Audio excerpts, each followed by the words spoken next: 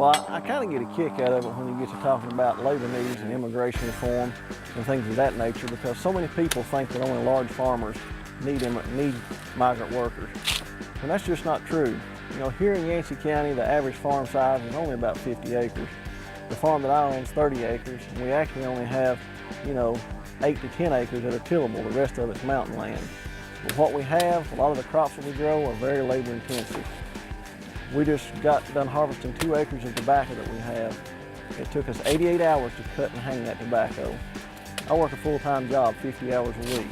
And with me and my dad, it can be quite the adventure trying to get that much tobacco up in a short time. A lot of times at 10 and 12-hour Saturdays, which leaves only 1 day a week to spend a whole lot of time with our family. But we want to make sure that we're out here providing for our family at the same time. You know, when you get up here in the hills, things change a lot. They really do. And we used to have lots of migrant help, whether they were illegal or not, back in the late 90s, early 90s, all the help you could find. As things have gone on, those migrant workers have gone on to find work here that's better paying, not as hard. Farming's not easy work. Anyone knows that. And I think going into the future, this is going to be a real time. This is a real time. We have the perfect opportunity to address immigration reform and labor needs. All farms have labor needs. The H-2A program we currently have works great for some of my friends who are large farmers, who have several thousand acres that they need to harvest. They can afford to put that money up to get the laborers here, to house them, to provide vehicles, and guarantee them 40 hours a week.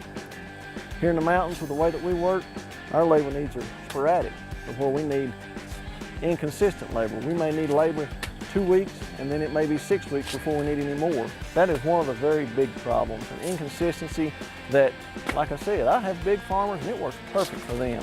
It's the small farmer that really has a difficult time, because, let's be honest, nowadays, a lot of people are not going to come out and do this work. It's very labor intensive, it's very hard on you.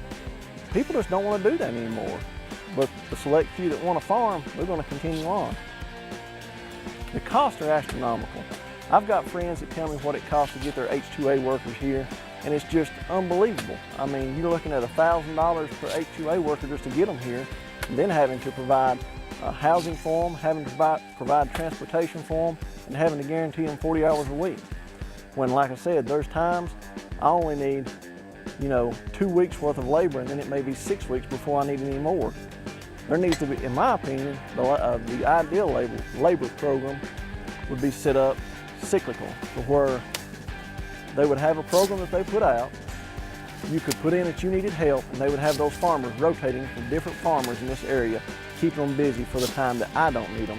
Where when I work them for 2 weeks, they go to a farmer down the road and stay for 2 weeks. They go to the next farmer down the road and stay 2 weeks. And in 6 weeks, they cycle back around to me to where I can have the labor that I need. I think the government would really have to regulate this to make sure that the workers that we have are documented, they're here on a work visa, they're not here illegally. I think there would be some farmer cost into it as assistance in housing for them and transportation on getting them to the farm. I don't think that should be solely on the government, but I do think they need to set up a program that is fluid enough to accommodate the labor needs of the small farmer as well. But we need a comprehensive labor program that works for all farmers, both big and small.